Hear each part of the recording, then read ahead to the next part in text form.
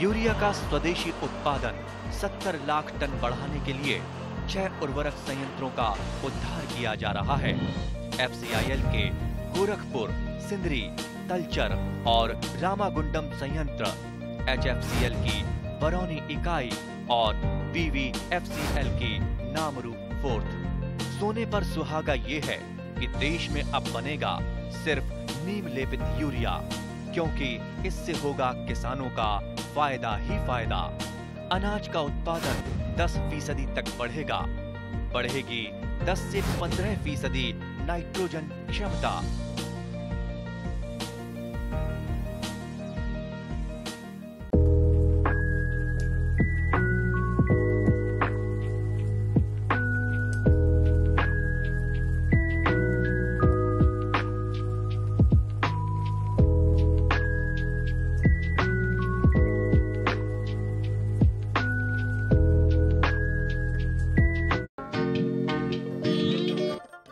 কৃষি যান্ত্ৰিকীকৰণে কৃষি উৎপাদন আৰু উৎপাদনশীলতা বৃদ্ধি কৰাৰ লগতে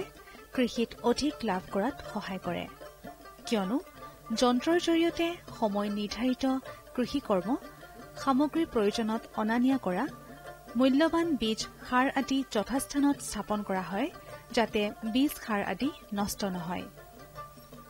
অসমত এপাৰ্ট অৰ্থাৎ অসম কৃষি বাণিজ্য আৰু গ্ৰাম্য ৰূপান্তৰকৰণ প্ৰকল্পৰ জৰিয়তে কৃষি যান্ত্ৰিকীকৰণত যথেষ্ট গুৰুত্ব দিছে। অসমত মুখ্যমন্ত্ৰীৰ সমগ্ৰ গ্ৰাম্য উন্নয়ন যোজনা, ৰাষ্ট্ৰীয় কৃষি বিকাশ যোজনা ইত্যাদিৰ জৰিয়তেও কৃষি যান্ত্ৰিকীকৰণৰ কাৰ্য হৈ আছে।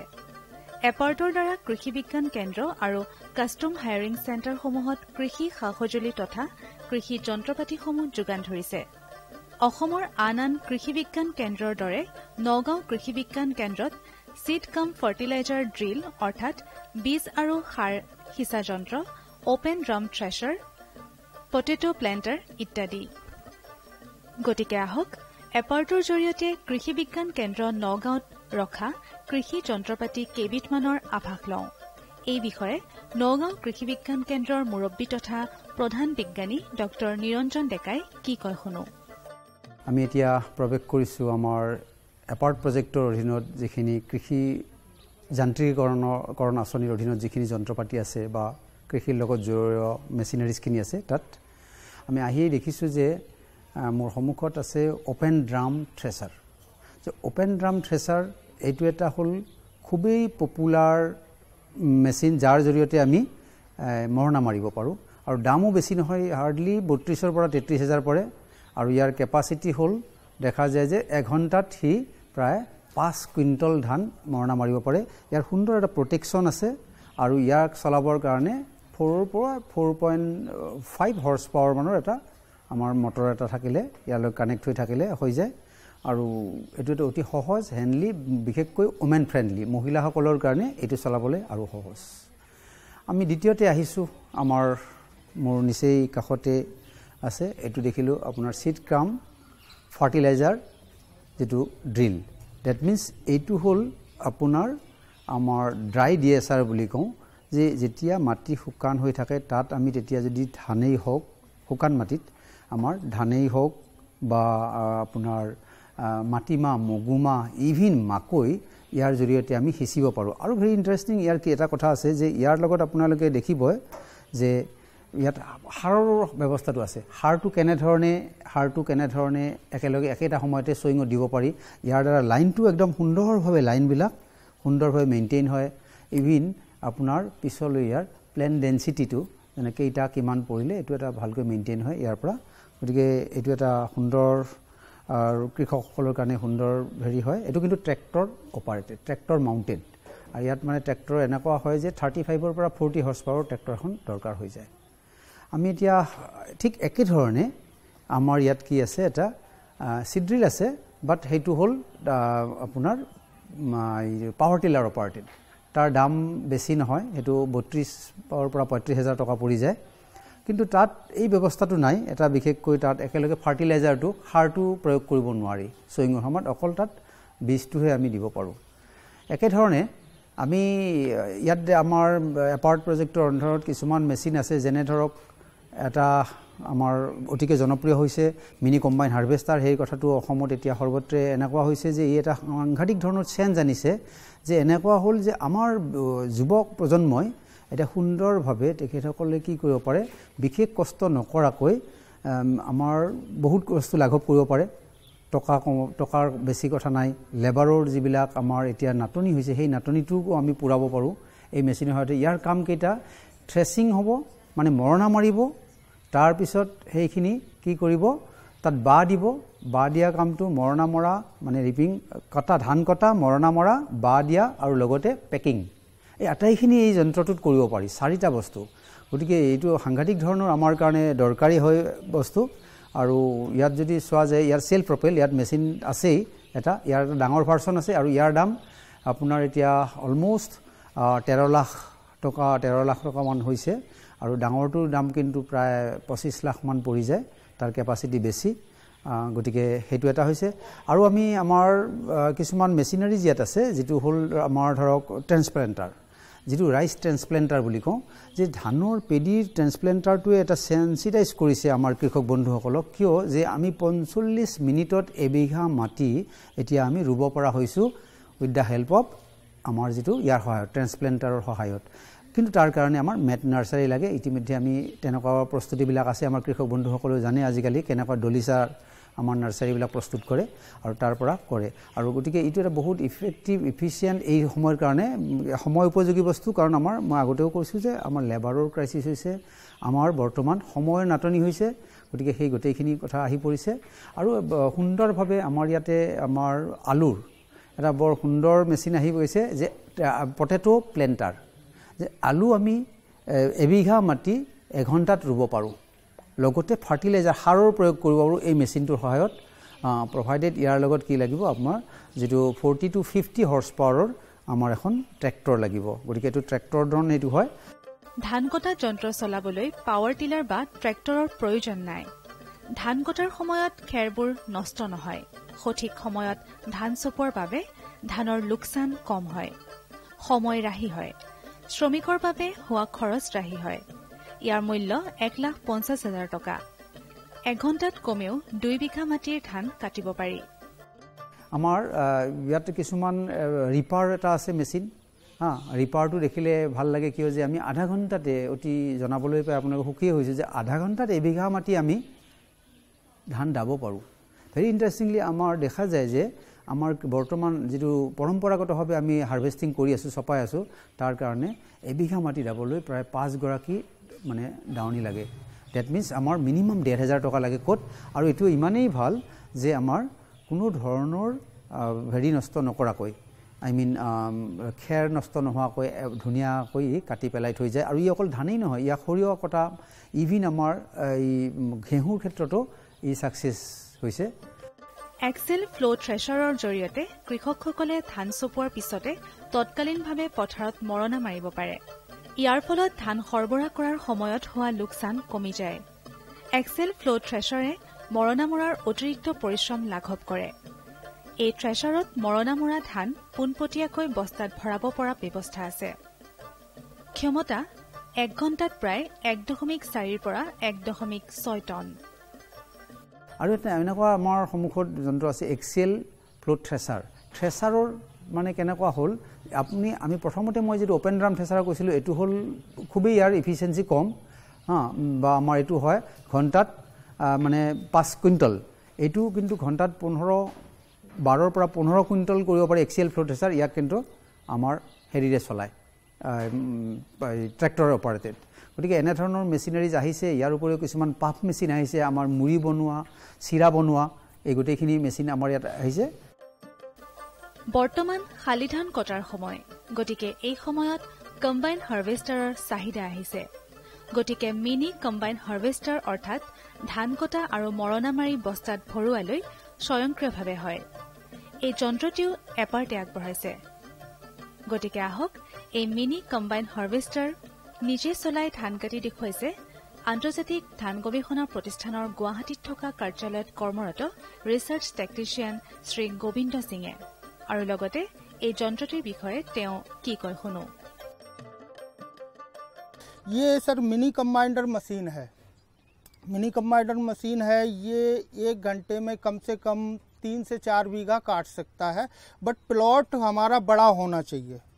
और इसका काटने का फंक्शन जो है वो ये है सर कि ये यहाँ के नीचे कटर बार है, कटर बार से ये भील है, भील से ये स्टार भील से ये लिफ्टिंग करता है चेन में। चेन में सर लिफ्टिंग करने के बाद ये ओपन ये ड्रम थ्रेसर है, ड्रम। तो ड्रम में क्या होता है, इसका जो राइस का ग्रेन है उसको झड़िया के ये जो भी खैर है इसका पीछे जो खैर गिरता है, ये वैसा का वैसा ही खैर जैसे ये खड़ा है सेम वैसे ही खैर पीछे डाल देता है। इसका जो ग्रेन है वो इसके ड्रम से झड़ने के बाद ये हमारा जो टंकी है इसमें टंकी में आ जाता है। टंकी हमारा 2 मन का है और 2 मन बोरा में लगता है, बोरा लग जाता है, तो ऐसे स्टॉक इसका 4 मन का सर हो जाता है। दूसरा ये जो ये मिनी हार्वेस्टर है, जो सर बड़े बड़े भी हार्वेस्टर हैं, लेकिन बड़े हार्वेस्टर करते क्या है कि जो इसका रेजिड्यू है, खैर है, उसको तोड़ मरोड़ के पीछे डाल देते हैं, तो वो किसानों के काम में नहीं आ पाता है। और इसका जो रेजिड्यू है वो हमारा जैसे खैर जैसे ही धान खड़ा है वैसे ही पीछे सेम उसी कंडीशन में गिरता है, तो हमारे जो गाय मवेशी है खाने के काम में वो आ जाता है सर। दूसरा इसका जो फ्यूल कंजम्पशन है वो 1 घंटे में 4.5 लीटर है सर। और इसका काटने की कैपेसिटी मैंने बता ही दी 3 से 4 बीघा है, बट प्लॉट बड़ा होना चाहिए। छोटा सर प्लॉट होने पे इसकी कैपेसिटी घट जाएगी। इसका सर अभी कीमत है 18 लाख और उसमें आसाम गवर्नमेंट कुछ सब्सिडी भी दे रखा है 50%, तो मुझे लगता है ये 8 के लगभग आपको घर पे आ जाएगा। मशीन का सर इसका तो वैसे डीलर भी हैं यहाँ पे गुवाहाटी में अवेलेबल डीलर भी हैं, उनके पास भी टेक्निकल हैं, और जब भी उनको भी प्रॉब्लम समझ में नहीं आती है तो उसके लिए ईरी से कांटेक्ट करने पे ईरी का टेक्निकल कोई ना कोई इसको आके ठीक करता है। গতিকে আমাৰ কৃষকসকলে কৃষি যন্ত্ৰপাতি যথাসময়ত ব্যৱহাৰ কৰিলে লাভৱান হ'ব পাৰিব। আমি আন আন দিশৰ প্ৰতি গুৰুত্ব দিয়াৰ লগতে খাদ্য পৰিপুষ্টিৰ দিশেও মন দিব লাগে। এইখিনিতে পৰিপুষ্টি, খাদ্য সংসাধন আদিৰ ওপৰত কৃষি বিজ্ঞান কেন্দ্ৰ নগাঁৱৰ ডক্টৰ আসফিকা ইছলামে এনেদৰে কয়। এটা খাদ্য সংযোজন আৰু সংৰক্ষণ এই দুটা খুবেই গুৰুত্বপূৰ্ণ বস্তু, যেটো আমি আজিকালি যেনেকৈ আচাৰ খাওঁ বা যিকোনো ধৰণৰ ফল মূল শাক পাচলিৰ পৰা আমি সংযোজন কৰোঁ আৰু হেতু সংৰক্ষণ কৰোঁ যাতে আমি গোটেই বছৰলৈ হেতু বস্তু খাই থাকিব পাৰোঁ। এতিয়া তাৰ মূল উদ্দেশ্যই হৈছে যে আমাৰ তাৰ হেতুৰ পৰা আমি বহুতখিনি পুষ্টি পাওঁ। অফ সিজনৰ যেতিয়া আমি হেতু খাদ্য এভেইলেবল নাথাকে মাৰ্কেটত, আমি সেই খাদ্যটো এনেকৈ সংযোজন কৰি পেলাই সংৰক্ষণ কৰা খাদ্যৰ পৰা আমি পাব পাৰোঁ।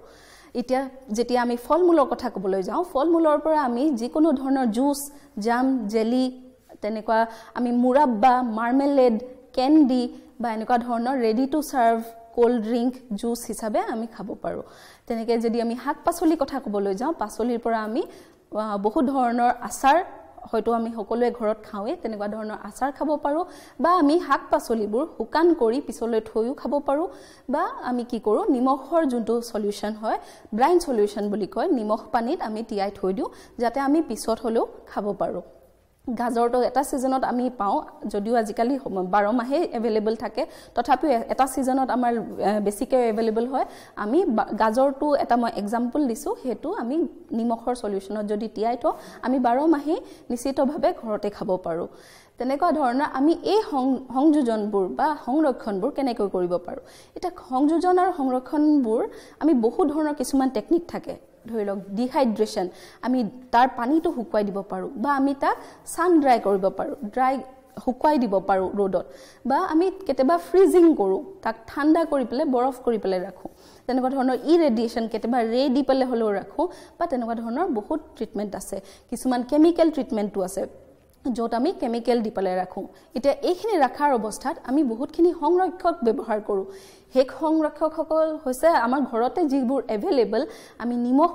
নিমখত দি ৰাখোঁ হালধিত দি ৰাখোঁ চেনিত দি ৰাখোঁ তেনেকৈ মাৰ্কেটত কিছুমান পায় citric acid benzoic acid sodium metabisulphite এইবোৰত ৰাখোঁ আমি কেতিয়াবা ঘৰত লোকেলি এভেইলেবল আমি নেমু ব্যৱহাৰ কৰোঁ বা ঘৰৰ কিছুমান আমি থেকেৰা বা তেনেকুৱা টেঙা জাতীয় বস্তু আমি ব্যৱহাৰ কৰোঁ সংৰক্ষক হিচাপে তাৰ উপৰিও এই গোটেই মূল্য সংযোজন বা সংৰক্ষণখিনি আমি মনত ৰাখি আমি কিছুমান পৰিপুষ্টিৰ কথা ক'ব লাগিব এতিয়া পৰিপুষ্টিৰ কথা যেতিয়া আমি ক'বলৈ যাওঁ আমি সদায় মনত ৰাখিব লাগিব যে 5টা খাদ্য গোট আছে 5টা খাদ্য গোট হৈছে প্ৰথমটো হৈছে শস্য আৰু মাহ জাতীয় আমাৰ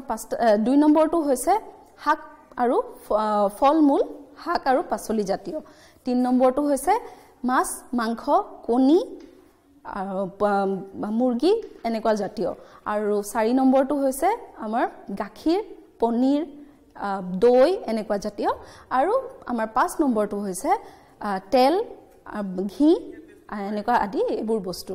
এতিয়া এই 5টা খাদ্য গোটৰ যেতিয়া আমি বেলেন্স কৰি পেলাই খাদ্যটো খাওঁ হেতুক আমাৰ পৰিপুষ্টিৰ যুক্ত খাদ্য বুলি আমি ক'ব পাৰোঁ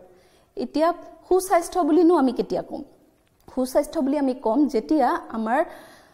ফিজিক্যাল আৰু মানসিকভাৱে বা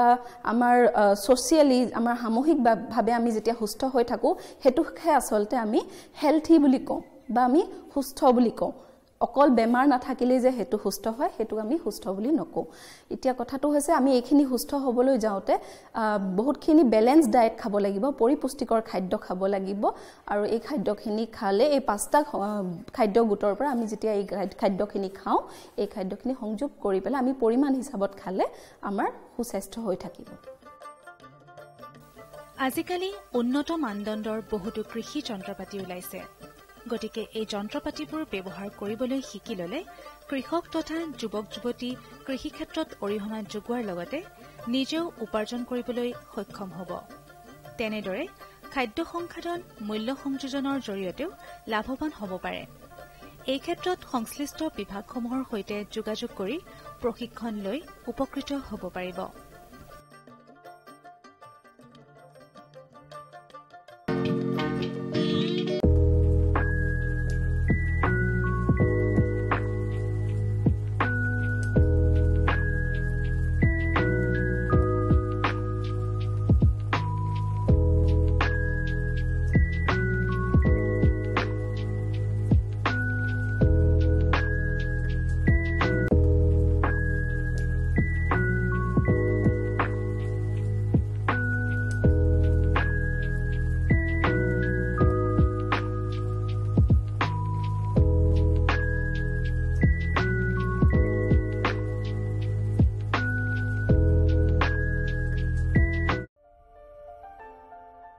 ভাৰত চৰকাৰৰ প্ৰতিটো প্ৰয়াস কৃষকৰ প্ৰগতিত দি আছে এটা নতুন বিশ্বাস দেশৰ কৃষকসকলৰ প্ৰতি সমৰ্পিত ভাৰত চৰকাৰে বিশেষকৈ উত্তৰ পূৰ্বাঞ্চল আৰু আন্দামান নিকোবৰ দ্বীপপুঞ্জৰ কৃষি অঞ্চলৰ বিকাশৰ বাবে নতুন প্ৰগতিশীল পদক্ষেপ লৈছে যাৰ দ্বাৰা কৃষকসকলে দ্ৰুত গতিত উন্নতি কৰি আছে কৃষি অঞ্চলৰ বিকাশৰ গতি অব্যাহত ৰাখি মাননীয় প্ৰধানমন্ত্ৰী শ্ৰী নৰেন্দ্ৰ মোদী ডাঙৰীয়াৰ নেতৃত্বত ভাৰত চৰকাৰে এক দূৰদৰ্শী নিৰ্ণয় লৈ দেশত ৰাষ্ট্ৰীয় খাদ্য তেল মিছন অইল পামৰ আৰম্ভণি কৰিছে যাৰ দ্বাৰা উত্তৰ পূৰ্বাঞ্চলৰ ৰাজ্যসমূহ আৰু আন্দামান নিকোবৰ দ্বীপপুঞ্জৰ কৃষকসকলৰ বিশেষ লাভ হ'ব পুঁজিৰ বিনিয়োগত বৃদ্ধি পাব খোৱা তেলৰ আমদানিৰ ওপৰত নিৰ্ভৰ কৰাটো কম হ'ব আৰু ৰোজগাৰৰ সুবিধা সৃষ্টি হ'ব খোৱা তেলত আত্মনিৰ্ভৰশীলতাৰ বাবে এতিয়া ৰাষ্ট্ৰীয় খাদ্য তেল মিছন অইল পামৰ সংকল্প লোৱা হৈছে নৰ্থ ইষ্ট আৰু আন্দামান নিকোবৰ দ্বীপপুঞ্জ এনেকুৱা অঞ্চল য'ত সহজে পামৰ খেতি কৰিব পৰা যায় পাম অইলৰ উৎপাদন হ'ব পাৰে এই মিছনৰ অধীনত অইল পামৰ অঞ্চল আৰু উৎপাদন বঢ়োৱাত জোৰ দিয়াৰ বাবে চৰকাৰে 11,000 কোটি টকাৰো অধিক সাহায্য ৰাখি নিৰ্ধাৰিত কৰিছে মিছনৰ অধীনত চৰকাৰে অইল পামৰ খেতিৰ বাবে ৰোপণ আদিৰ সহায়ত বৃদ্ধি ঘটাই পূৰ্বতে পাবলগীয়া প্ৰতি হেক্টৰত 12,000 টকাৰ পৰা বঢ়াই প্ৰতি হেক্টৰত 29,000 টকা কৰি দিছে পুলি ৰোপণ সামগ্ৰীৰ অভাৱ দূৰ কৰাৰ বাবে বীজৰ উৎপাদন কৰাৰ বাবে বাগিচাকো সাহায্য প্ৰদান কৰা হ'ব যাৰ অধীনত প্ৰতি হেক্টৰ ক্ষেত্ৰফলৰ অইল পামৰ উদ্যানৰ বাবে 1 কোটি আৰু নাৰ্চাৰী বিকাশৰ বাবে 50 লাখ টকাৰ ব্যৱস্থা আছে 30 বছৰীয়া পুৰণা বাগিচাৰ পুনৰুদ্ধাৰৰ বাবে প্ৰতি পুলিত 250 টকাৰ এককালীন অনুদান দিয়া হ'ব উত্তৰ পূৰ্বাঞ্চল আৰু আন্দামানৰ বিশেষ সাহায্যৰ অধীনত তাৰ অঞ্চলৰ গাঁথনি জলবায়ু আৰু অন্য পৰিস্থিতি অনুসৰি বিভিন্ন দিশত যেনে হাফ মুন টেৰেছত প্ৰতি হেক্টৰত 4,000 টকা জেওৰা বায়োফেন্সিং তথা লেণ্ড ক্লিয়াৰেন্সৰ বাবে প্ৰতি হেক্টৰত 7,000 টকা আৰু একত্ৰিত খেতিৰ বাবে প্ৰতি হেক্টৰত 10,000 টকাৰ ব্যৱস্থা আছে প্ৰাৰম্ভিক 4 বছৰৰ সময়ত ৰক্ষণাবেক্ষণ আৰু অন্তৰ ফচলৰ বাবে প্ৰতি হেক্টৰত 50,000 টকাৰ ব্যৱস্থা আছে কৃষকৰ বাবে ৰোজগাৰৰ সুবিধা সৃষ্টি কৰা আৰু উদ্যোগসমূহক উদগনি জনোৱাৰ বাবে 5 মেট্ৰিক টন প্ৰতি ঘণ্টা ক্ষমতাযুক্ত নতুন পাম অইল মিছনৰ প্ৰতি গোটৰ বাবে 5 কোটি টকালৈকে অনুদানৰ ব্যৱস্থা আছে আৰু ক্ষমতাত বৃদ্ধি পালে অতিৰিক্ত ধনৰাশিৰো বিকল্প আছে আমাৰ দৰে কৃষকৰ অইল পাম মিছনৰ পৰা বহুত আশা আছে আমাৰ লাগিছে এই যোজনা আমাৰ বাবে লাভজনক হ'ব আৰু ইয়াৰ দ্বাৰা আমাৰ উপাৰ্জনো বাঢ়িব অইল পামৰ কৃষকসকলে সতেজ ফলৰ থোক অৰ্থাৎ FFBৰ উৎপাদন কৰে যাৰ বৰ্তমান মূল্য আন্তঃৰাষ্ট্ৰীয় মূল্যত হোৱা উঠানামাৰ আধাৰত নিৰ্ণয় লোৱা হয় প্ৰথমবাৰ কেন্দ্ৰীয় চৰকাৰে সতেজ ফলৰ থোকৰ মূল্যৰ বাবে কৃষকসকলক আশ্বাস দিছে ইয়াক প্ৰকৃত মূল্য বা BP বুলি ক'ব পাৰি অৰ্থাৎ কৃষকসকলৰ কোনো লোকচান হ'বলৈ দিয়া নহ'ব এই ব্যৱস্থাৰ দ্বাৰা কৃষকসকলৰ বজাৰৰ মূল্য উঠানামাৰ পৰা সংৰক্ষণ প্ৰাপ্ত হ'ব প্ৰকৃত মূল্য BP নিৰ্ধাৰণ কৰাৰ আৰম্ভণি 1 নৱেম্বৰৰ পৰা হ'ব আৰু অহা বৰ্ষৰ 31 অক্টোবৰলৈকে অব্যাহত থাকিব ইয়াক অইল পাম বৰ্ষ বুলি কোৱা হ'ব ইয়াৰ দ্বাৰা উত্তৰ পূৰ্বাঞ্চলৰ ৰাজ্যসমূহ আৰু আন্দামান নিকোবৰ দ্বীপপুঞ্জত খেতি বৰ ভাল হ'ব আৰু কৃষকসকলে আনন্দৰ হাঁহি মৰাৰ এটা নতুন কাৰণ পাব